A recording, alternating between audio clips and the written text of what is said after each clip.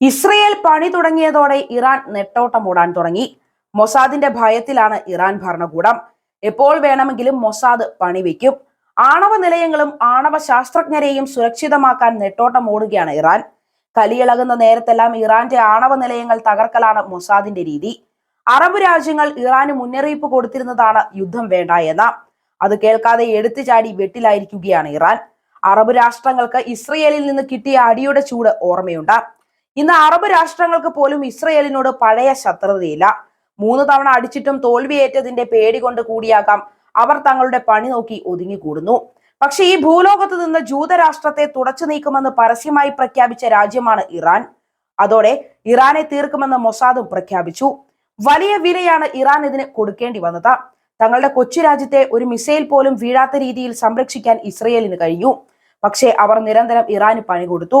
2010 ഇറാന്റെ ആണവ ഗവേഷണത്തിലെ പ്രമുഖനായ സാരിയൂഷ് റിസെയി നജാദിനെ ബൈക്കിലെത്തി 2 പേർ വെടിവെച്ചു കൊന്നു. ടെഹ്റാനിൽ പട്ടാപ്പകൽ 4:30യോടെയാണ് സംഭവം. ഇന്നും ബൈക്കും പ്രതികളെയും കണ്ടുകിട്ടിയിട്ടില്ല. മറ്റൊരു ആണവ ശാസ്ത്രജ്ഞനായ ഡോക്ടർ മജീദ് ഷെഹ്രിയാരിയും കൊല്ലപ്പെട്ടു. ബൈക്കിൽ വന്ന ചാരൻ അദ്ദേഹത്തിന്റെ ഓടിക്കൊണ്ടിരുന്ന കാറിന്റെ പിന്നിൽ ബോംബ് ഘടിപ്പിക്കുകയായിരുന്നു. ഡോക്ടർ ഫെറദൂൻ അബ്ബാസി ദവാനിക്കും അതേ ഗതിയുണ്ടായി.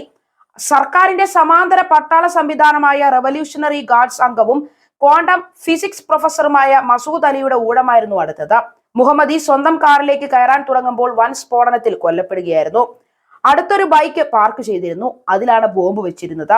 ഇറാന്റെ റവല്യൂഷണറി ഗാർഡിലെ തന്നെ യൂണിറ്റ് 840 മേധാവി കേണൽ ഹസൻ സയ്യാദ് ഖൊഡേയിയെ വീടിന് മുന്നിൽ വെച്ച് വെടിവെച്ച് കൊല്ലുകയായിരുന്നു.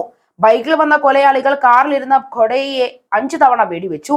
ഇറാനിയൻ നേതാക്കൾ മറ്റു രാജ്യങ്ങളിൽ സന്ദർശനത്തിന് പോകുമ്പോൾ അവരെ തട്ടിയെടുത്ത് മയക്കുമരുന്ന് കുത്തിവെച്ച് വിമാനത്തിൽ ഇസ്രയേലിലേക്ക് കടത്തുന്നത് മൊസാദിന്റെ മറ്റൊരു തന്ത്രമാണ്. ജനറൽ അലി റീസ അസ്ഗാരി എന്ന മുൻ ഇറാനിയൻ ഡെപ്യൂട്ടി പ്രതിരോധ മന്ത്രിയെ 2007 ഇസ്താംബുളിൽ വെച്ച് കാണാതായി. ആണവ പരിപാടിയുമായി ബന്ധപ്പെട്ട അടുത്ത ബന്ധമുണ്ടായിരുന്നു അദ്ദേഹത്തിന്.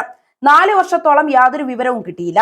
2011 ഇറാൻ വിദേശകാര്യമന്ത്രി ആരോപിച്ചു അസ്ഗാരിയെ മൊസാദ് തട്ടിക്കൊണ്ടുപോയതാണെന്ന്. ജയിലിൽ അടച്ചിട്ടിരിക്കുകയാണെന്ന്. അസ്ഗാരി അമേരിക്കയിലേക്ക് കൂറുമാറിയതാണെന്നും പറയുന്നുണ്ട്. 50 ലക്ഷം ഡോളർ നൽകി പുതിയ പേരും ഐഡിയും നൽകി താമസിപ്പിച്ചിരിക്കുകയാണത്രേ. 2020 ജനുവരിയിലാണ് മൊസാദ് ലോകത്തെ വീണ്ടും നടുക്കിയത്. ഇറാന്റെ റവല്യൂഷണറി ഗാർഡ്സിലെ ഖുദ്സ് വിഭാഗം മേധാവിയായിരുന്നു കാസിം സുലൈമാനിയുടെ വധത്തിൽ അമേരിക്ക പോലും ഞെട്ടി. ബഗ്ദാദ് വിമാനത്താവളത്തിൽ വന്നിറങ്ങുമ്പോൾ ബോംബിട്ട് സുലൈമാനിയെ വകവരുത്തിയിരിക്കുകയാണ്. ഉപഗ്രഹ നിയന്ത്രിത ബോംബായിരുന്നു അത്.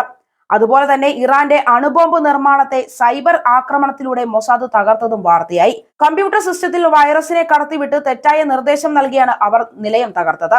ഇതുമൂലം വർഷങ്ങളാണ് ഇറാന്റെ ആണവ പദ്ധതി വൈകിയത്. ഇതിന്റെ എല്ലാം ഒടുവിലാണ് ഇറാനിൽ കയറി മൊസാദ് ഹനിയയെ തീർത്തത്. അതോടെ ഇനി ഇരു രാജ്യങ്ങളും തമ്മിൽ നേരിട്ടുള്ള യുദ്ധമാണ് ഉണ്ടാവുക എന്ന് വിലയിരുത്തലുണ്ട്. പക്ഷെ ഇനി ഹമാസിന് പകരം ഇറാൻ എന്ന ഷിയ രാഷ്ട്രവുമായുള്ള നേരിട്ടുള്ള യുദ്ധമാണ് കാണാൻ പോകുന്നത് എന്നാണ് പൊതുവെയുള്ള വിലയിരുത്തൽ. ഹനിയ വധത്തിന് പിന്നാലെ ഇസ്രയേലിനെ നേരിട്ട് ആക്രമിക്കാൻ ഇറാന്റെ പരമോന്നത നേതാവ് ആയത്തുള്ള Ali Khamenei ഉത്തരവിട്ടതായി New York times report ചെയ്തിരുന്നു.